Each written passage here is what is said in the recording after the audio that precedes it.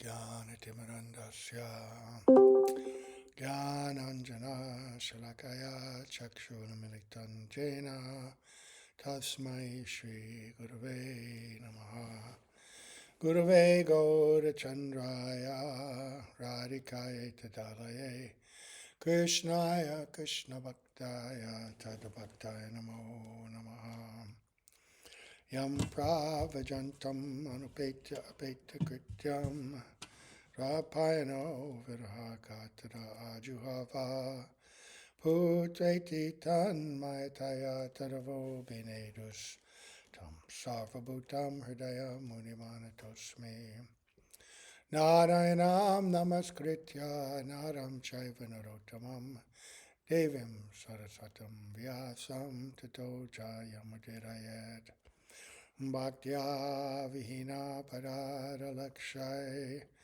Kiptaschakamari Tarangamadye Kripa Maritvam Sharanam Prapanna Vrinde Namaste Charanara Vindam Tave Vasmi Najivami Tvaya Vina Iti Vigyaya Radhe Tvam Nayanam Charanandike Vancha Kalpatarubhascha Kripa Sindhubhyevacha Patitanam Pavanebhyo Vaishnavebhyo Namo Namaha. So, going to continue hearing beautiful Sri Chaitanya Bhagavat by Sri Vrindavan Das Thakur, and we first begin by offering our most humble obeisance unto the lotus feet of our beloved Gurus, unto Sri Guru Pada Padmanitili Bhavishta Om Vishnupad Asta Tarsat Sri Simad Abhaya Chanaravinda Bhaktivedanta Swami Prabhupada, and the same unto Sri Guru Pada Padmanitili Bhavishta Om Vishnupad Asta Tarsat Sri Simad Bhaktivedanta Narayan Goswami Raj, and our exalted Rupanuga Guru Varga, and all the assembled Vaishnavas, Vaishnavis. So yesterday, after once again hearing about the terrible dangers of Vaishnav aparad, Mahaprabhu speaking at the after this extraordinary pastime and giving that very important instruction to the devotees. Then they had a big kirtan, and then everybody sat down, and we heard Nritya Veshe Vasilat, what is it? Vasilat Thakura Vishrambar, Vasilat Chaudike Vede Vaishnava Mandala. Overwhelmed from dancing, Lord Vishrambar sat down, and all the Vaishnavas sat around him. What does that mean, overwhelmed? Like us? Physically fatigued. Sometimes they may even manifest symptoms of what looks to us like ordinary fatigue. But they can dance for days and days and yugas and millenniums if they desire. Overwhelmed spiritually, emotionally. Such an ecstatic experience. We can't understand the transformations in the heart of Mahaprabhu, but remember, part of his Leela was coming to deliver fallen souls.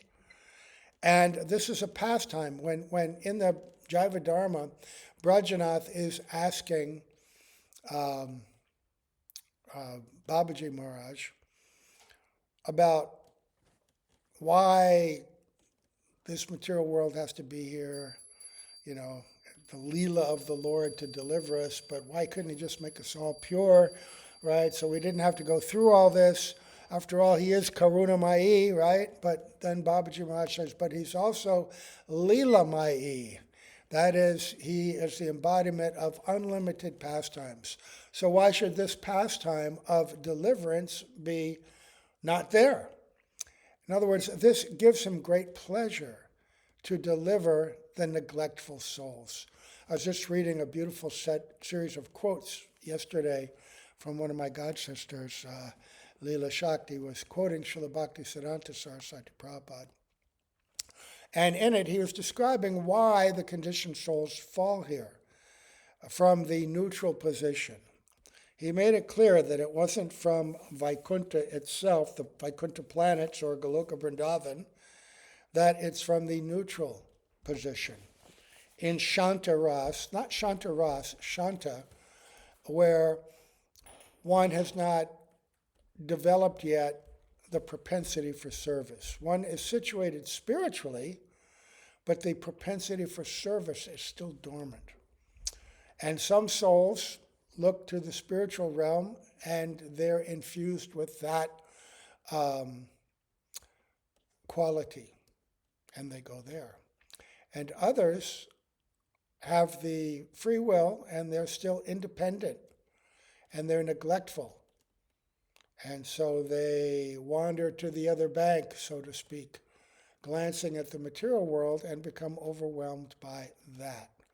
And that neglect, that disinterest results in us being here, right? And so the Lord wants to reclaim everyone. This is a constant pastime in every universe, all right? Krishna is always somewhere. Mahaprabhu is always somewhere.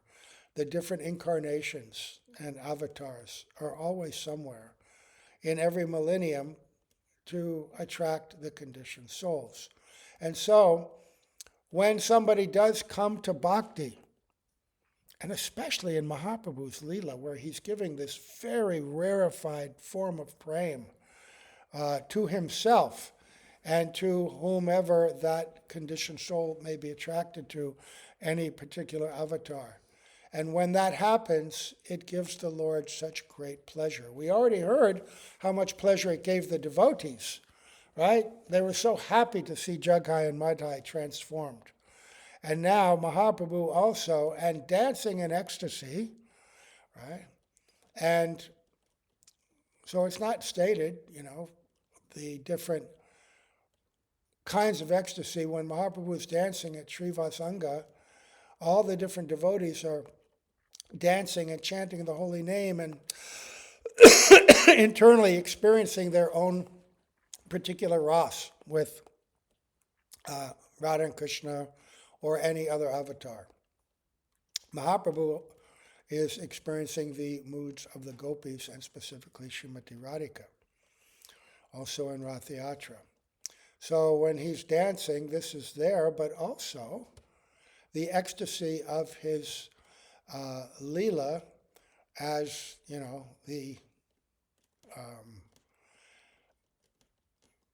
like prema avatar. He's giving this very special prema, right? That this love of God, and this is overwhelming him as well.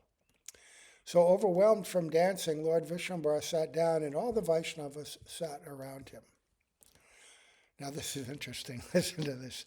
Sarva ange dula chari anguli praman tatapi sabara anga nirmala gayan purvavat haila prabhu gauranga sundara hasya sabare bale prabhu Vishwambar. Their bodies were covered with 2 inches of dust, yet they were all filled with pure knowledge. Lord Gaur Sundar regained his former state, smiled, and spoke to everyone there. They were dancing so much, they were I can't even imagine what that would look like. 2 inches of dust. Srila Saraswati Prabhupada says, although those Vaishnavas who sat around Sriman Mahaprabhu were covered with 2 inches of dust and externally appeared dirty, all of them were all-knowing and topmost scholars without contamination. And remember, what is that dust? This is Navadvip Dham. This is the dust of the Dham that they're covered in.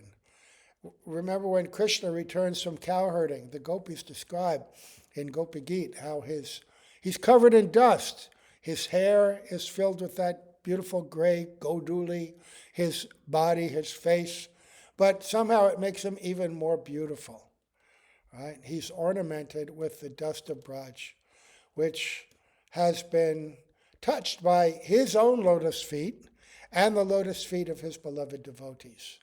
So how glorious is that dust? Yeah? So then Mahaprabhu says, do not consider these 2 as sinners, for I have personally burned their sinful reactions to ashes. Sarvadehi muni karon, bolan cholan kana, tabe deha patta jabe muni chali jana. In the bodies of all living entities, it is I who makes them act, speak, move, and eat. When I leave a body, it dies. Okay, so this is, right? Like Krishna says in Bhagavad Gita, right? Sarvasya chaham hridi sannavishto, right? Mataksmatir jnanam apohanam cha. Vedaishta savaraham eva vedyo vedanta krid veda vedeva aham. I'm in the heart of every living entity. And from me comes knowledge, remembrance, and forgetfulness. And this is true because I've revealed all this in the Vedas. I am the knower of the Vedas, the speaker of the Vedas, right? The goal of the Vedas. So he's saying that. It is in the bodies of all living entities, it is I who makes them act, speak, move, and eat. When I leave a body, it dies. Purport. When the living entity attains spiritual knowledge, he no longer maintains the three types of false ego. The living entity then surrenders at the lotus feet of the Lord and becomes liberated. In the Chaitanya Charitamrita, it is stated, this is from Antya-lila, 4th chapter, verses 192 and 193. Diksha kale bhakta kare atma samarpan, sehi kale Krishna tare kare atma sama, sehi deha kare tara chid anandamaya, aprakrita dehe tanra charana bhajaya. At the time of initiation, when a devotee fully surrenders unto the service of the Lord, right? Diksha kale, that time of diksha, right? This bhakta kare atma samarpan, fully surrenders. When that devotee fully surrenders unto the service of the Lord, Krishna accepts him to be as good as himself. When the devotee's body is thus transformed into spiritual existence, when the devotee's body is thus transformed into spiritual existence, the devotee in that transcendental body renders service to the lotus feet of the Lord. Right? So sehi deha karitara, that when that devotee, what happens? Chid ananda maya, it becomes fully transformed into that spiritual form. Apakrita dehe means, that's like a spiritual body, transcendental body. So after Sri Gaurasundar accepted the bodies of Jagai and Madhai to be as good as his own, whatever he had them do, whatever he had them speak, however he had them behave, and whatever he had them eat was favorable for the service of Vishnu. In this way, after turning one towards the Lord's service, the worshipable Lord takes his worshiper servant, who leaves a body made of the 5 gross elements within the material world and departs. Right. So, the living entity is always controlled, either by the external energy or by the internal energy. That doesn't change the fact that we have free will. But free will in the material world is greatly restricted by the modes of material nature and the accumulation of samskars which determine what kind of body, what kind of tastes, what kind of desires we have. Every action we perform produces a seed, right? And that seed is unmanifest in the beginning, but gradually it ripens and takes the form of different kinds of subtle desires. And then as it ripens more and more, it determines what kind of body we actually get as we change from body to body. Those desires and those seeds of desire, resulting karma in the mind, carried in the mind, determine what kind of body we take each time. And within that body, as we grow, seeds of desire ripen throughout our entire life. And those desires influence what we want to do and what we don't want to do. And we have free will, but if we have bodies that are really contaminated by tamagun, it's very difficult to exercise free will in a proper progressive way. When one is in tamagun, they can make choices, but their choices are generally very unfortunate choices because they're so addicted to intoxication and meat eating and gambling and illicit sex.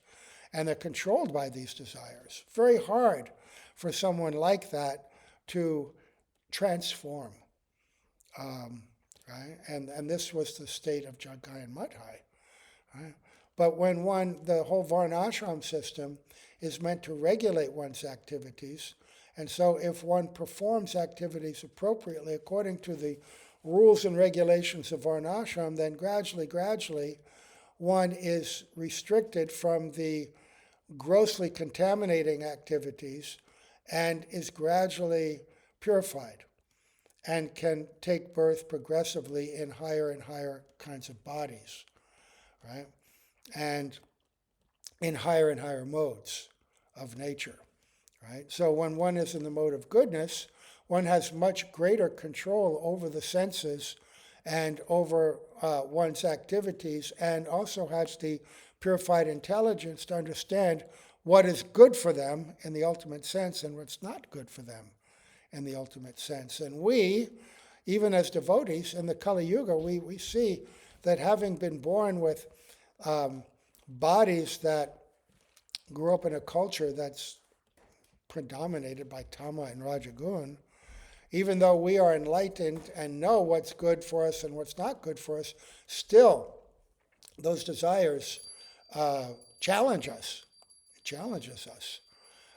But this pastime is to show that when one is awakened to their real self-interest, if one takes shelter of Sri Gaurasundar and the holy name, then the influence of those ripened seeds, the prarabdha karma is the body we have, the karma we have inherited, what we're supposed to get in this lifetime, the happiness and distress, that's very rigidly fixed, right?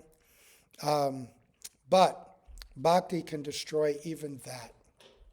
Even that can be destroyed, and in this verse described, if one, by good association and by good fortune, takes initiation, and then to the degree to which they surrender, if we can become Atma Samarpana, fully surrendered, then Krishna will accept us as good as himself. And your body becomes transformed into spiritual existence. And you get a transcendental body. That's an advanced stage. We may have to go through preliminary stages in this life and maybe a few more, but if we can get to Madhyam, if we can begin to chant Shuddhanam, Shuddhanam is so purifying, so powerful, that we can rapidly gallop towards Bhav Bhakti and awakening to our actual internal spiritual identity. Right? So it's up to us. Right? Mahaprabhu is eager and throwing so much mercy at us. We just have to use our free will and our mental and intellectual strength to surrender. Right? And surrender means what? Obviously, we're still motivated by our own idea of self-benefit. We want the bliss of the spiritual realm. And Bhaktivinoda Thakur says in Jaiva Dharma that desire for Paramananda is not unfavorable. It's not anyabhilash, right? But it's not the highest state either. In the Chaitanya Charitamrita, Ramananda Roy describes the exalted state of the gopis' mindset. They have no desire for their own happiness at all, even when it looks like they're praying for their own happiness. Like when you read the calls in Gopi Geet, please come to us, satisfy our calm. Even that prayer that they're making is to give pleasure to Krishna. Krishna, generally, the gopis that associate with Srimati Radhika in her group, they won't reveal their heart sentiments directly. They're very circumspect in that way. They will express their desires indirectly. But in that period of separation, it was so powerful, and it was actually the culmination of a period of unfulfillment, in a sense. Krishna and the gopis both wanted to enjoy this Rasa Leela, right? But the time had not yet come, right? And so waiting and waiting and waiting, almost a year after the Katyayani Vrat, finally in that perfect autumn night, Krishna's desire reached such a peak, and he played his flute with that desire for Rasa Leela. The gopis, hearing that, understood Krishna's desire, and they ran to meet him. And everything is very beautiful, but for different reasons, Krishna, even after beginning the Rasa Leela, disappeared for two reasons. One, some of the gopis had become very proud, thinking, oh, I am Krishna's most beloved. He's dancing with me alone. They couldn't see everyone else that Krishna was dancing with. They could see everyone else, perhaps, but they couldn't see that Krishna wasn't exclusively with them, whereas Srimati Radhika, she saw the whole thing. And her own internal state of man was aroused, ultimately to increase Krishna's pleasure even more. But the pastime is, you've always said, I'm your most beloved, and here you are dancing with everybody equally with me. So she leaves. But Krishna, seeing that she's gone, then how can he enjoy Rasa Leela? Even if he's surrounded by billions of gopis, if Radhika's not there, there's no possibility of enjoying the Ras. She is the central jewel in that locket. And the gopis are all the jewels all around, Radha and Krishna in the center. So to satisfy Radhika, pacify her, and to ultimately show all the other gopis that Radhika is indeed topmost, but to do it in such a way that they embrace that idea, this is that whole pastime. It's very beautifully explained in 5 chapters in the Ras Panchadhyaya, right? But that, the thing is that everything that the gopis did in that Leela, even their praying to Krishna to satisfy their own desires, that was to make Krishna happy, to show, we want you so much, even though we would never ordinarily speak this out loud, we want you as our beloved. And Krishna is so attracted by that expression of love that he comes to them. But they did it for his happiness and his pleasure. Praying as if it was for their own pleasure, it was only a guise to please Krishna.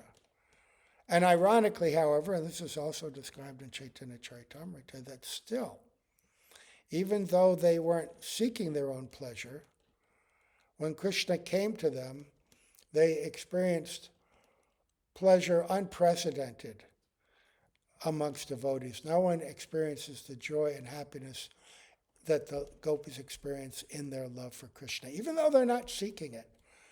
This is the reciprocation on the highest spiritual platform. In this world, love can be one-sided. One can give and not be reciprocated with. But in the spiritual world, Krishna is always attempting to reciprocate with his devotees in the topmost way.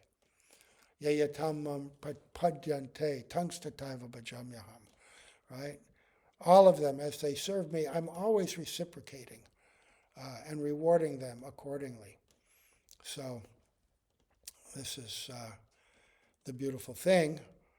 And so the Lord is saying, they're as good as me. In this way, after turning one towards the Lord's service, the worshipable Lord takes his worshiper servant who leaves a body made of the 5 gross elements within the material world and departs. And this is also the case with the gopis in that Rasa Leela. Not everyone was eligible to go immediately. Some of them had had children, had been touched by husbands, had this subtle conception that I have a husband. Only those gopis who only knew Krishna and only didn't, even though in the pastime it may have appeared that they had husbands, the Abhiman, Yogamaya had created these husbands for that purpose so that parakya could be tasted. They only had one beloved, right? Upapati, Sri Krishna. And so they were able to go. But the ones that still had a trace of conception that I have a husband and children, that had to be purified. And they were locked in their rooms. They were not allowed to go.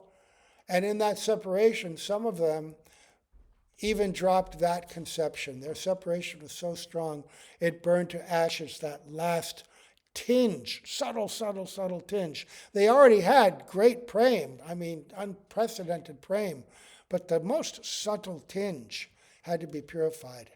And then Krishna comes himself, and Yogamaya gives them their pure spiritual form and leaves a shadow form to be in the house. A gopi still there. And they run unseen to Rasa Leela. Others, some of them had to still wait for another Rasa dance a little bit later. But ultimately, all were able to go. So, Mahaprabhu continues and says, Yehi dehi alpaduke jivadakachade muni vina sehi deha padile nanade. The living entity cries out if he feels a little distress. But if I am not present in that body, it will not even move when burned. Okay, so this is that same principle Krishna explaining. As long as I am there with them in that body, Paramatma, they're there, I'm there, there's life in it. And they may experience happiness, they may experience distress. But if I leave, then even you burn that body, nothing. Purport.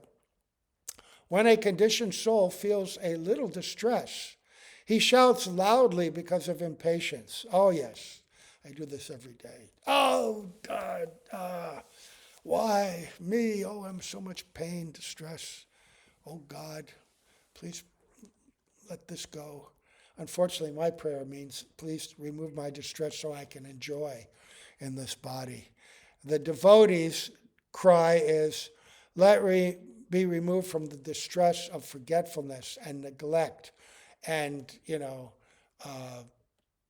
what would you call it? Independence from you.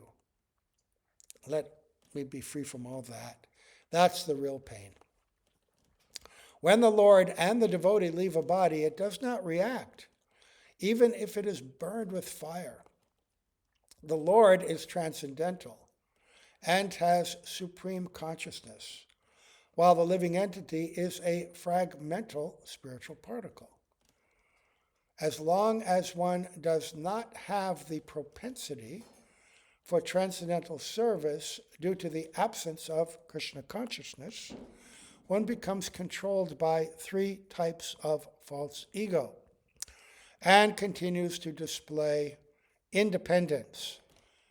The proper use of independence is to become inclined toward the service of the Lord. But the senses of persons who are averse to the Lord's service are induced by three types of false ego to engage in pious and impious activities and more or less identify with material nature. So he goes on and explains. Tabaye jivera dukkha kore ahankar muni koron balon bali paya mahamara. But the living entity's distress is due to false ego. He suffers miseries because he claims, I am the doer, I am the speaker. Purport. Since the living entity who has become averse to the Lord considers himself a product of and belonging to material nature, the three types of false ego immerse him in an ocean of distress. He then becomes afflicted with the threefold miseries and proudly considers, I am the doer, I am the enjoyer. Next verse. Therefore, the activities done by these two, Jagai and Madhai, were actually done by me, and I have released them from the reactions. Purport. Jagai and Madhai were intoxicated with false prestige, and they misused their independence. I have personally destroyed their misfortune. In other words, I have delivered them from the misconceptions of, quote, I have done, I have said, which were produced from the misuse of their independence. This is the way that false ego expresses itself, right? Through the mind, through the intelligence, through the body, right? Through the senses, the working senses, right? Like speech, walking, working with arms, genitals, attempts for sexual pleasure. The false ego compels us in these different ways. And false ego also is a result of this misuse of independence.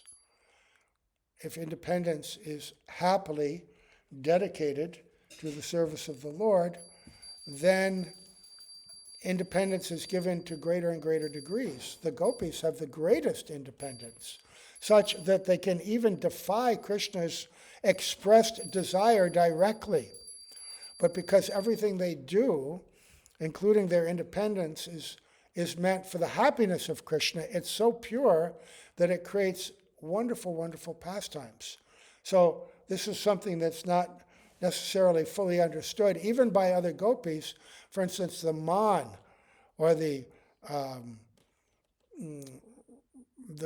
anger that Srimati Radhika may show towards Krishna, the sulkiness, and thus denying him an opportunity to be with her.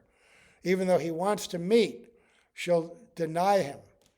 And some pretext, sometimes with a pretext, sometimes without a pretext. You can't always tell. And what does this do? It seems that Krishna is frustrated by this, and indeed he is, but it also creates a great opportunity and a challenge for him. And thus he becomes even more clever in his attempts to break that man and be with her. And some of the most wonderful pastimes, like in Chamatkara Chandrika by Vishwanath Chakravarti Thakur, Krishna's incredibly clever plans to break the man of Srimati Radhika, right? It becomes so sweet. And that's why she does it. It creates wonderful, wonderful pastimes. Chandravali, on the other hand, she's always very compliant and submissive to Krishna's will.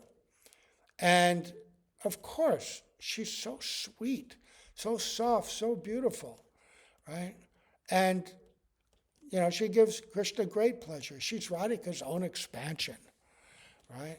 And Radhika expands in that form to create that dynamic in the challenge of who's going to attract Krishna, right? But it can't fully satisfy him. Remember the pastime in Dwarka where Krishna is being fanned by Rukmini. Rukmini is an expansion of Chandravali and has her moods, that submissive mood. And then Krishna begins to joke with her and tell her, oh, why did you marry me? Who am I? I'm of uncertain caste. Nobody knows anything about me. You could have married Shishupal. So powerful, so handsome, so strong, so wealthy. If you were to leave me today, I know Shishupal would take you.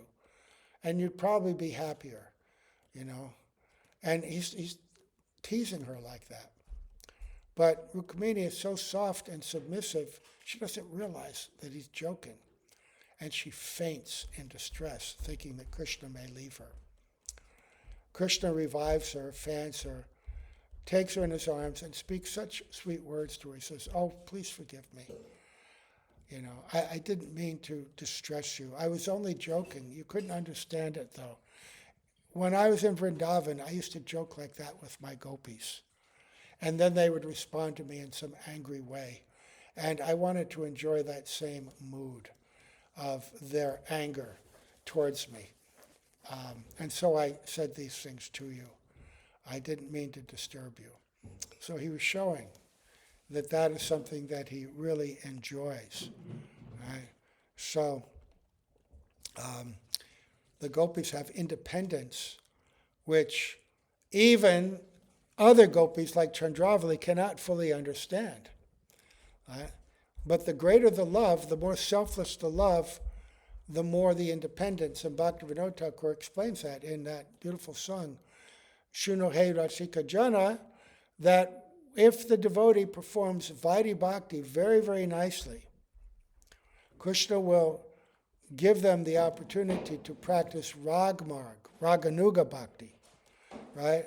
And thus give them the great gift of independence, right? Where you are then spontaneously motivated in much higher ways, selfless ways, to give pleasure to Krishna in ways that you could not have conceived. In Raga and Vaidhi Bhakti, we have to follow the rules and regulations. We don't have that freedom to choose, I'll do this, I won't do that. And if we think that we have some spiritual sentiment and we can give Krishna pleasure or a guru pleasure by showing anger towards them or rejecting their order on some pretense, we're making a mistake. Right? Guru is very kind, and he may excite different kinds of emotions in us, but we have to be very, very careful. It's only when we come into more advanced stages, high madhyam, and bhav, when this propensity for rag anuga begins to awaken. Right? So then, knowing this fact, all of you Vaishnavas should see them as one of you and not discriminate against them. If you really belong to me, then listen to my order. Whatever you faithfully give these two to eat will be equal to offering with love to Krishna's mouth all the honey available in innumerable universes. Oh, Ananta Brahmande Bhaje Jatta Madhu Vaise Sehoya Krishnera Mukhe Dile Prema Rase. If you really belong to me, then listen to my order. Whatever you faithfully give these two to eat will be equal to offering with love to Krishna's mouth all the honey available in innumerable universes. Anyone who gives these two a small portion of food gives honey to the mouth of Krishna. Srila Bhaktisiddhanta Saraswati Prabhupada explains, the Lord relishes foodstuffs through the mouths of his devotees. That's an amazing conception. Think of that. This means mahqbhagavats. This has already been made clear. The devotees do not enjoy any material object like non-devotees do. Since the devotees offer everything to the Lord and constantly remain engaged in the service of accepting his remnants, if someone gives a small portion of food to a devotee of the Lord, then it amounts to offering sweetmeats to Sri Krishna. In this regard, one should discuss the commentary on verse 228 of this chapter. Yeah, so whatever they're doing, you know that story about the gopis trying to cross the Jamuna, but they can't, and then Krishna's the boatman, takes them across. They want to, offer something to Durvas Muni and all this. Anyway, there are two things there. And one of them is when they want to come back, Vyas tells them, not Vyas, Durvas says, if, how does it go, that Durvas has never enjoyed any food. They went to offer so many foodstuffs to him, and one of the conditions of them going back, I'm trying to remember the story, is that they had to say and believe that Durvas never eats anything, never enjoys anything, never eats anything. right? And difficult to understand because sometimes he's eating huge feasts. He comes and demands big feasts. But Devas, a special expansion of Lord Shiva, a great devotee. And a devotee does not eat in the sense that we eat. They're not enjoying anything. Everything they do, they're a via media, they're offering to the Lord, right? And everything that they do, they see as belonging to the Lord and being his remnants. And if you offer a small portion of food to a devotee of the Lord, then it amounts to offering sweetmeats to Sri Krishna. So when the devotee eats, he's taking it on behalf of the Lord. He may show pleasure and appreciate it to encourage us, but the pleasure he's showing, oh, my disciple's done so nicely, this devotee's done so nicely, I'm going to offer this. We often hear the story of the cowherd boys. They don't sit down and offer anything. They're in the tree and they're picking different fruits, and they may taste them all, and when they find a really particularly sweet fruit, then they offer that fruit to Krishna, that bitten one. Oh, this is fit for Krishna. Oh, you have to try this. That's the purpose in their tasting. I heard this really funny story one time, Srila Prabhupada traveling in the train, and he was with his servant. And Srila Prabhupada knew the trains very well because he used to travel all over by train in his business years. So he knew every station quite well.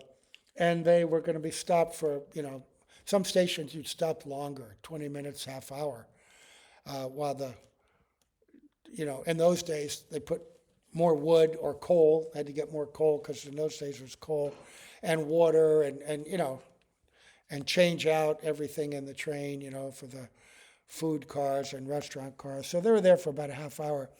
And Srila Prabhupada says, at this station that you can get very good samosas. Go and buy a bag of samosas and bring them back, because they didn't always have food when they were traveling. And cooked food can be offered if it's not contaminated with bad things.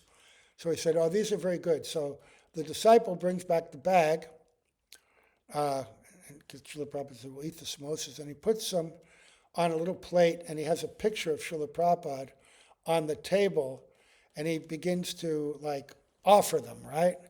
He's doing his Gayatri and all like that. And Srila Prabhupada looks at him and he says, what are you doing? He says, I'm offering the food, Srila Prabhupada. He goes, I'm right here. I'm right here. Just give me the samosas.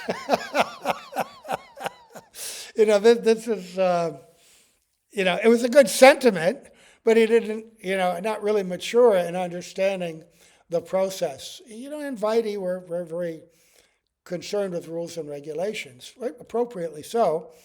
But in this case, what the idea is that he whom you are offering to is right there. You don't have to sit down and in your mind meditate and call the pure devotee and please accept this and offer it to Krishna. He's right there. And whatever he takes is being automatically offered to Krishna. Right? So it's so nice if you have the opportunity to associate with mahqbhagavata and offer food to them, Krishna's tasting through their mouths. Right? So then Mahaprabhu says, Edu janera ye koriba parihas, edu yera aparade tada savanasha. If anyone ridicules these two, parihas, right? Remember that word? Sanketyam, parihasyam, va, shobham, helaram, evava. 4 kinds of ways in which somebody might chant the holy name. Parihas, making fun of, ridiculing, laughing about the holy name. But if anyone ridicules these two, parihas, he will be ruined as a result of that offense. Purport. Considering their previous sinful activities, according to Nagda Matrika Nyaya, the logic states that because one's mother was naked in her childhood, she should continue to remain naked, even though she has become the mother of so many children. Those who in the future consider Jagai and Madhai sinful commit offenses at their feet and bring about their own ruination. In this regard, one should discuss the two verses. Na prakrtatvam iha bhakta janasya pashyat and apichat suduracharo. These are verses about the transformation of the devotee's heart, right? So that logic is, at one time the mother was naked. She was a little girl, and she'd run around naked. So even though she's a mother now, she should still run around naked. That's an inappropriate application. That was a prior state. This is later. Different conditions, different life, different everything. So these two were once rogues. Now they're great mahqbhagavats. You can't ascribe to them the criticism, because they're completely transformed. Right? So, Shunya Vaishnava Gana Kande Mahaprem Jagai Madhai Pratikari Para Name. On hearing the Lord's words, the Vaishnavas cried in ecstatic love. Then they all offered obeisance to Jagai and Madhai. And then the Lord then said, listen, devotees, let us all go to the Ganga. Accompanied by his associates and wearing garlands of forest flowers, Lord Vishrambar entered the waters of the Ganga. Okay, so tomorrow we'll start hearing about, bathing pastimes, which will be very fun. Lord Chaitanya in the Ganga with his associates. All right, so we will offer our obeisance to Srila Prabhupada, that great Mahabhagavata, Srila Bhaktivedanta Narayan Goswami Maharaj, another great Mahabhagavat. All the great Mahabhagavats in our line, all the Vaishnavas that ever were, all that ever will be, and the Vaishnava Vandana, right? And to all the assembled Vaishnavas, Vaishnavis, Gaur Premanande, Hari Hari Bol.